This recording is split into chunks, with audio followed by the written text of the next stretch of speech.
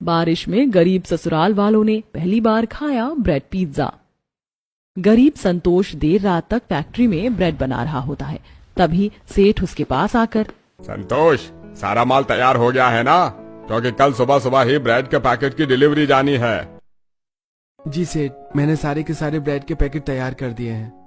तभी आसमान में जोर की बिजली चमकने की आवाज आती है, जिसे सुन संतोष, सेठ, बाहर बारिश का मौसम बन रखा है। कितनी जोर से बिजली चमक रही है। हाँ, बाहर मौसम खराब हो रखा है, तो जल्दी से घर के लिए निकल जा। और ये ले, तेरी आज की दिहाड़ी और ये 50 रुपए अलग से तेरे ओवर टाइम लगाने के।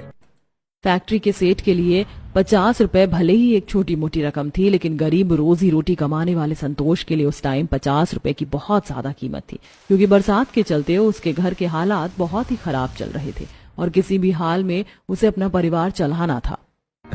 बहुत बहुत शुक्रिया सेठ। अच्छा, मैं चलता हूँ। सेठ उसे एक ब्रेड का पैकेट देता है। ये पैकेट ब्रेड का भी ले जा, तेरे बाल बच्चे खा लेंगे। जैसे ही ब्रेड और पैसे लेकर वो फैक्ट्री से बाहर निकलता है तो बारिश का मौसम बन रखा होता है। तगड़ी बिजली चमकती है। आज तो कितना तगड़ा बारिश का मौसम बन रखा है। बहुत जोर की बारिश आएगी। फटाफट से घर के लिए निकल जाता हूँ, वरना बारिश में भीग गया तो ये ब्रेड भी खराब हो जाएगी।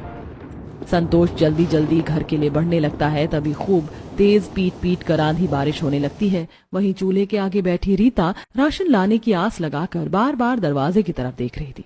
भूख से मचलता हुआ पारस खाना मांगता है। मम्मी, मम्मी, बहुत तेज की भूख लगी, मेरा पेट भी दुख रहा है, कुछ खाने को दे दो ना। हाँ मम्मी, रात की रोटी रखी हो तो नमक तेल लगाकर दे दो, हम खा लेंगे। भूख से छटपटाते दोनों बच्चों की सूखी रोटी मांगते देख गरीब बहू का कलेजा फटने को हो जाता है, क्योंकि बाकी दिन जो दाल चावल खाने में नखरे दिखाते थे, इस वक्त दोनों सूखी रोटी खाने को तैयार थे, क्योंकि पूरे दिन से परिवार में खाना नहीं बना था। तभी बरसात में भीगा हुआ संतोष थैली में थोड़ा थोड़ा राशन लेकर अंदर आता है। मम्मी, मम्मी, देखो पापा आ गए राशन लेकर, जल्दी से खाना बना दो। ये लो रीता, अभी के लिए 2 टाइम का राशन ले आया हूँ। सेठ ने आज 50 रुपए अलग से दिए थे ओवर टाइम के, तो एक थैली दूध लेकर आया हूँ। थोड़ी चाय बना देना। जी अभी बनाती हूँ। बहू, सब छोड़कर पहले इसका सर पोंछ कर तेल लगा दे। देख, बारिश में एकदम थरथर होकर आया है। सावन भादों की बारिश बड़ी खराब होती है, जाड़ा बुखार पकड़ ले तो जल्दी से छोड़ती नहीं है। रीता तौलिया लाकर जल्दी से संतोष का सर सुखाकर सरसों का तेल लगा देती है। तभी दोनों बच्चे भूख भरी नजरों से ब्रेड के पैकेट को टुकुर टुकुर देखते हैं। मम्मी, मम्मी, बड़ी जोर की भूख लगी है, क्या पैकेट में से ब्रेड निकाल कर खा लूं? अरे मेरा दुल्हारा पोता, एक नहीं 2 ब्रेड लेकर खा ले, भूख लगी है ना। ठीक है दादी, लो खुशी दीदी, तुम भी ब्रेड खा लो, तुमने भी कुछ नहीं खाया है। पारस ने 2 ब्रेड खुद खा ली और साथ में बहन को भी खाने को दिया। हालांकि भूख तो सभी को लगी थी। दोनों बच्चे ब्रेड मोड़कर खाने लगते हैं, जिससे शांति की आंखें छलछला जाती हैं। इस ब्रेड से भी क्या ही पेट भरेगा दोनों का। निभा, जा बेटी, दाल भात बनाने को चढ़ा दे। देख कैसे दोनों ब्रेड काट काट कर खा रहे। सुबह से दोनों के पेट में अन्न का दाना नहीं गया। ज्यादा मैदे की बनी चीज खाएंगे तो पेट में नुकसान होगा। निभा जल्दी से रसोई में आती है, जहां गरीबी में गुजारा करने का अभाव राशन के खाली डिब्बों में साफ साफ दिख रहा था। जहां एक तरफ बारिश के मौसम में अमीर रज रज कर अच्छा खाना खाते हैं, वहीं यही बरसातें गरीब के परिवार को 2 वक्त की रोटी के लिए भी मोहताज कर देती हैं। कम राशन होने के चलते निभा आधे चावल और 1 मुट्ठी दाल बनाती है। माँ, सब्जी क्या काटूं? कोई सी भी सब्जी नहीं है। निभा, देखो, सब्जी की टोकरी में 2-4 आलू रखा होगा, उसे धोकर दाल में उबलने के लिए चढ़ा दो। दाल चावल चोखा बन जाएगा। तुम दाल चढ़ा दो, मैं देख लूंगी। कुछ ही देर में बहू दाल चावल चोखा बनाकर सबको खाने को डालती है। माँ जी, बाबूजी, गर्मा गर्म दाल चावल है, चोखे के साथ खा लीजिए। तभी रामदास निराश मन से खाने की थाली को देखते हुए, बेटा बहू, मेरी थाली में से चावल हटा दे, इतना नहीं खाऊंगा। रोज रोज एक जैसा दाल भात खाकर मन भर गया है। पर बाबूजी, मैंने पहले ही आपकी थाली में कम दाल चावल डाला है। अजी, खा भी लो। देखो, बहू ने चोखा भी तुम्हारी मनपसंद से प्याज डालकर बनाया है। शांति घर में कभी कुछ अलग सा बने तो खाने का दिल भी करता है, लेकिन हम गरीबों के नसीब में तो ये पानी जैसी दाल चावल खाकर गुजारा करना लिखा है। इतना बोलकर रामदास बेमन से दाल चावल के निवाले को खाने लगता है। बाकी भी किसी तरह जी मारकर दाल चावल निकलते हैं। तभी अच्छी सी खुशबू गरीब ससुराल वालों की नाक में पड़ती है, जो कि स्वादिष्ट पिज्जा बनने की थी। हा, कितनी अच्छी सी खाने की खुशबू आ रही है। लगता है आज आयुष के घर में फिर से लाल टी शर्ट वाले अंकल कुछ खाने को लेकर आए हैं। मैं देखने जा रहा हूँ। पारस अपने खाने की थाली छोड़कर दरवाजे के बाहर आकर आंखें जमा जमा कर सामने के आयुष के घर की तरफ देखने लगता है, जहां एक पिज्जा डिलीवरी वाला पिज्जा के डब्बे लेकर खड़ा था, जिसके अंदर से गर्मा गर्म पिज्जा की खुशबू निकल रही थी। तभी अंदर से मालिनी निकलती है। मैडम ये लीजिए आपका फुल साइज चीज पिज्जा। भैया, मैंने 15 मिनट पहले पिज्जा ऑर्डर करा था और तुम अब आ रहे हो। पता है मेरा बेटा कब से वेट कर रहा है। मैडम बारिश के चलते रोड पर काफी ज्यादा पानी भर गया, इसीलिए डिलीवरी देने में थोड़ा सा लेट लग गया। मालिनी पिज्जा वाले को पैसे देती है। तभी उसकी नजर पारस पर पड़ती है, जो कि खाने की आस लगाकर उसे देख रहा था। मालिनी स्वभाव से एक नंबर की घमंडी, कंजूस, मक्खी चूस औरत थी। मम्मी मेरा चीज वाला पिज्जा आ गया क्या? हाँ बेटा, तुम्हारा चीज पिज्जा आ गया। मैं तो अंदर लेकर ही आ रही थी, पर देखना जरा इस 2 कौड़ी के गरीब को कैसे आंखें जमाकर लालचियों की जैसे तुम्हारे पिज्जा को देख रहा है। मालिनी के मजाक उड़ाने पर पारस की आंखों में आंसू आ जाते हैं। आंटी मैं आपको थोड़ी ना देख रहा हूँ, मैं तो हवा खाने के लिए बाहर आया था। मम्मी छोड़ो ना, इस पर टीचर को अंदर चलकर पिज्जा खाते हैं। कितनी अच्छी बारिश हो रही है। मालिनी मुंह ऐंठ कर पिज्जा लेकर घर के अंदर चली जाती है। बेचारा पारस खराब मन से रोते हुए घर में आता है। अरे क्या हुआ मेरे दुलारे पोते को, रो क्यों रहा है? दादी, वो आयुष की मम्मी ने मुझको गरीब कहकर मेरा मजाक उड़ा और मुझको पिज्जा भी नहीं दिया। ये गायत्री बहन की बहू भी ना इतनी खराब औरत है, पता नहीं खुद को क्या समझती है। जब देखो घमंड में रहती है। क्या बिगड़ जाता उसका, मेरे पोते को भी एक छोटा सा पिज्जा का टुकड़ा दे देती तो उसका भी मन रह जाता। माँ जी, इसे भी बाहर जाने की क्या जरूरत थी? मैंने घर में खाना तो बना रखा था। खाने की बात उठने पर पारस चिढ़सा जाता है। मुझको नहीं खाना है जरा सा दाल चावल, तुम डेली यही बनाती हो। मेरा कितने दिन से ब्रेड पकौड़ा खाने का दिल कर रहा है, लेकिन तुमने वो भी बनाकर नहीं खिलाया। ये सुनकर संतोष को काफी ज्यादा दुख सा लगता है। रीता, पारस का अगर ब्रेड पकौड़ा खाने का मन था तो तुमने मुझे बताया क्यों नहीं? अजी आपको क्या बताती, पहले ही आप इतनी मुश्किल से घर का खर्चा चला रहे हैं। क्या फायदा मेरे मेहनत करने का, जो मुझे अपने बच्चे और परिवार का छोटी छोटी चीज खाने के लिए भी तरसता हुआ मुंह देखना पड़ता है। मैं उनकी ख्वाहिश को पूरा नहीं कर पाता। बेटा, यही बहुत बड़ी बात है कि तू अकेले अपने दम से हम सबका पेट भरवा रहा है। अगले दिन संतोष खराब मौसम में काम पर निकल जाता है, जहां वो एक बड़े से पिज्जा के रेस्टोरेंट के आगे से गुजरता है, जहां अमीर हाई क्लास के लोग अपने परिवार को खिलाने के लिए लाते थे। काश मेरी भी इतनी आमदनी होती तो मैं भी अपने परिवार को कभी पिज्जा खिलाने के लिए ला पाता, लेकिन इतनी महंगी चीज खाना हम गरीबों के नसीब में कहाँ है। पर अपने बच्चों को ब्रेड पकौड़ा तो खिला सकता हूँ ना। भीगी हालत में संतोष फैक्ट्री में आता है, जहां सारे लेबर ब्रेड बनाने में लगे थे। नमस्ते सेठ, मुझे 50-100 रुपए ज्यादा चाहिए, इसलिए मैं आज भी ओवर टाइम लगा लूंगा। आज भी काफी ज्यादा ब्रेड बनाने का ऑर्डर आया है। तू 1 घंटे या 2 घंटे ओवर टाइम पैकिंग कर लेना, मैं तुझे पैसे दे दूंगा। बहुत बहुत धन्यवाद सेठ जी। बेचारा बगैर खाए सुबह से रात तक ब्रेड की पैकिंग करता है, जिससे उसका मुंह उतर जाता है। सेठ, मैंने सारे ब्रेड पैकेट में पैक करके एक कैरेट में सजा दिए हैं, पैसे दे दीजिए। सेठ आज भी उसकी दिहाड़ी के साथ 50 रुपए बढ़ा कर देता है और साथ में ब्रेड का पैकेट भी देता है। ये ले, ये ब्रेड के पैकेट ले जा तेरी मेहनत के लिए। बहुत बहुत शुक्रिया मालिक, आप मेरे मांगने से पहले ही रोज मेरे बच्चों के लिए एक पैकेट ब्रेड जरूर देते हैं। तू भी तो रात के 10 बजे तक ब्रेड बनाता है, बाकी मजदूर तो 7-8 बजे ही भाग निकलते हैं। पैसे लेकर संतोष तेजी से घर के लिए बढ़ता है। ठंडी ठंडी हवा चल रही थी, आसमान में घटाएं घिरी हुई थी।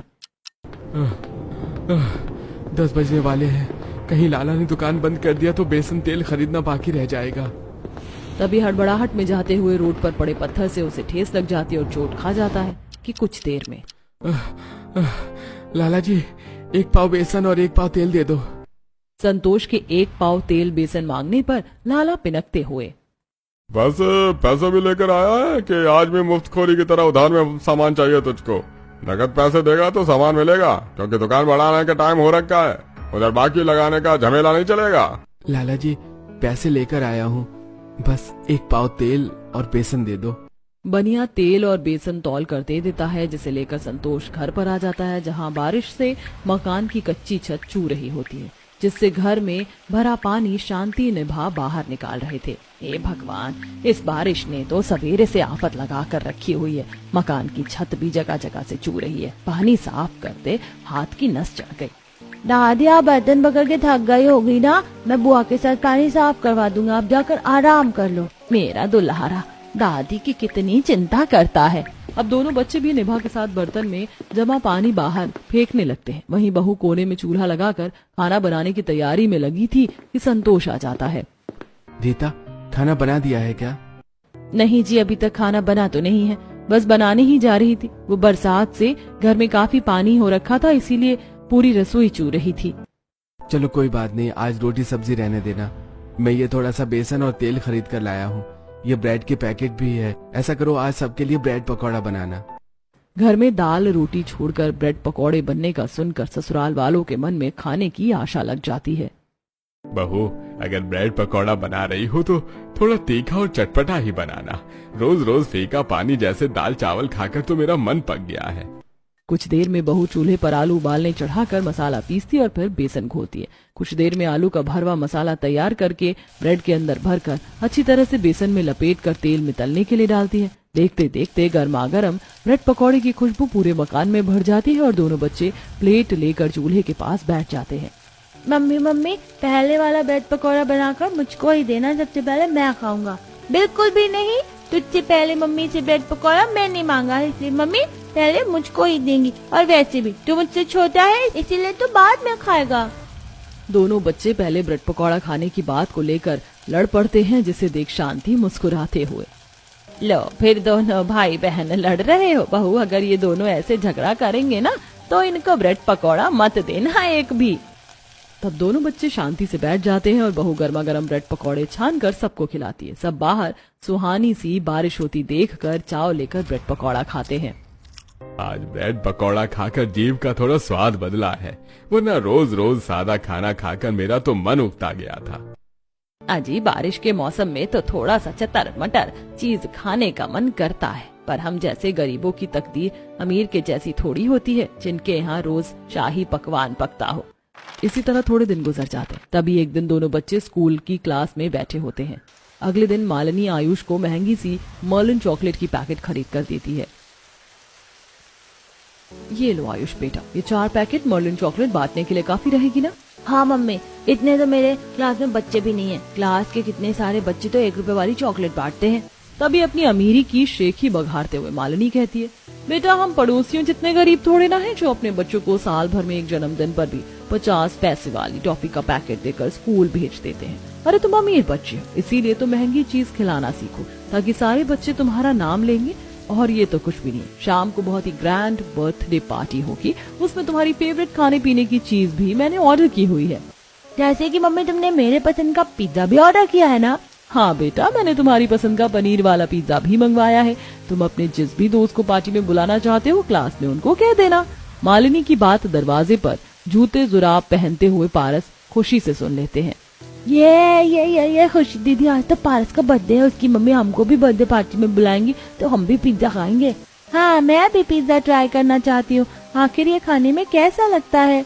दोनों बच्चे हल्की बूंदाबांदी में स्कूल पहुंच जाते हैं, जहाँ आयुष अपने सारे अमीर ज़ादे दोस्त को इनवाइट कर रहा होता है। चिराग, अंश, पलक, रोहन, मेरी तरफ से तुम चारों मेरी बर्थडे पार्टी में इनवाइट हो तो आ जाना।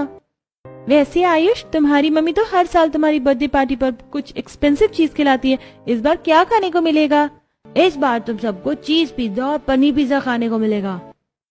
मेरे मुंह में तो अभी से ही पिज्जा का नाम सुनकर पानी आ रहा है, मैं तो भर भर के खाऊंगा। पारस और खुशी दोनों आयुष का मुंह देख रहे होते हैं कि वह उन दोनों को भी अपनी बर्थडे पार्टी में आने को कहेगा। आयुष, क्या तुम हमको अपनी बर्थडे पार्टी में नहीं बुलाओगे? हम भी तो तुम्हारे क्लास में पढ़ते हैं और हम तो तुम्हारे पड़ोसी भी हैं। ठीक है, तुम दोनों भी आ जाना। आयुष, तो इन जैसे टीचरों को भी अपनी पार्टी में बुलाएगा? पलक, इन दोनों को बर्थडे पार्टी में आने तो दे, मैं इन दोनों को ना अच्छा मजा चखाने वाला हूँ। दोनों बच्चे खुशी खुशी घर आकर बर्थडे पार्टी में जाने की बात को बताते हैं। पर बच्चों, ऐसे बिना किसी तोहफे के किसी के जन्मदिन में जाना अच्छा नहीं होता, और उसकी माँ भी इतनी खराब बर्ताव की है कि कुछ बोल ना दे कहीं। ओफ दादी, प्लीज हम दोनों को जाने दो ना, हम बस पिज्जा खाकर आ जाएंगे। माँ जी, बच्चों को ऐसे खाली हाथ भेजना मुझे अच्छा नहीं लग रहा। मेरे पास 10 रुपए पड़े हैं, बच्चों 5-5 वाली चॉकलेट खरीद कर दे देना। शाम होते ही सुहानी बारिश होने लगती है। दोनों बच्चे पुराने कपड़े पहनकर चॉकलेट लेकर पार्टी में जाते हैं, जहाँ टेबल पर बहुत ही बड़ा सा केक सजा हुआ था और खाने के कॉर्नर पर बर्गर, चाउमीन, समोसा, पिज्जा लगा हुआ था। पारस खुशी आंखें जमा जमा कर पिज्जा देखते हैं। दीदी दीदी देखो, वो रहा पिज्जा, मेरी तो कब से खाने को जीभ लपलपा रही है, चलो खाते हैं। दोनों पिज्जा के कॉर्नर पर आते हैं और जैसे ही पिज्जा उठाते हैं तो आयुष हाथ में से छीन लेता है। यह पिज्जा तुम दोनों के खाने के लिए नहीं है, समझ गए? अब चलो फुटो यहाँ से। एक बार फिर से दोनों की पिज्जा खाने की आस टूट जाती है। दोनों की आंखों में आंसू आ जाते हैं। आयुष प्लीज अभी एक बार ये पिज्जा खा लेने दो, हमने आज तक नहीं खाया। देखो देखो दोस्तों, कैसे भिखमंगों की तरह भीख मांग रहे हैं पिज्जा खाने की। ठीक है, मैं तुम दोनों को पिज्जा खाने को दूंगा, लेकिन पहले तुम दोनों ये सारी जूठी प्लेट उठाकर रखो। दोनों सारे टेबल पर से जूठी प्लेट इकट्ठी करने लगते हैं। तभी मालिनी बड़ी कंजूसी से डोंगे में एक चॉकलेट, बिस्किट, थोड़ी नमकीन रख कर देती है। ये लो तुम दोनों के लिए, अब चलो जाओ अपने घर जाकर खा लेना। दोनों दुखी मन से डोंगे लेकर घर आ जाते हैं और सब कुछ बताते हैं। पता है दादी, उस आयुष ने हमसे झूठी प्लेट भी उठवाई और हमको एक पिज्जा का स्लाइस भी खाने को नहीं दिया। आग बबूला होकर शांति गायत्री के दरवाजे पर आती है। गायत्री, ओ गायत्री। शांति बहन, क्या बात है, तुम इतने गुस्से में क्यों हो? ये तुम अपनी बहू से पूछो, बार बार जब देखो वो मेरे पोते पोती का मन तोड़ती है। उसका कोई हक नहीं बनता मेरे पोते पोती को इस तरह से नीचा दिखाने का। आज के बाद कह देना, आज के बाद समझा देना अपने पोते को कि मेरे बच्चों से बोलचाल ना रखे। ऐसे ही कुछ दिन गुजर जाते हैं, पर रीता को काफी ठेस पहुंचती है। अगले दिन वो पिज्जा की दुकान पर आती है।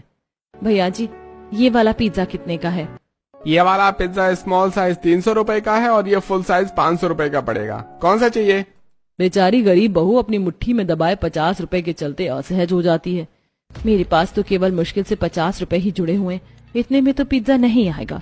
मुरझाए मन से पिज्जा खरीदने से मना करके वो बाजार आ जाती है, जहाँ एक ठेले वाला कुछ ब्रेड के स्लाइस पर सब्जियां लगाकर सैंडविच बनाकर बेच रहा होता है, जिसे देखकर उसे ख्याल आता है, पिज्जा का बेस तो बहुत ज्यादा महंगा बिकता है, क्यों ना बेस बनाने के लिए ब्रेड का इस्तेमाल कर लूं, इससे ज्यादा खर्चा भी नहीं लगेगा। बस मुझे सब्जी और चीज बनाने के लिए मक्खन, टिक्की और टोमेटो सॉस की पैकेट लगेगी।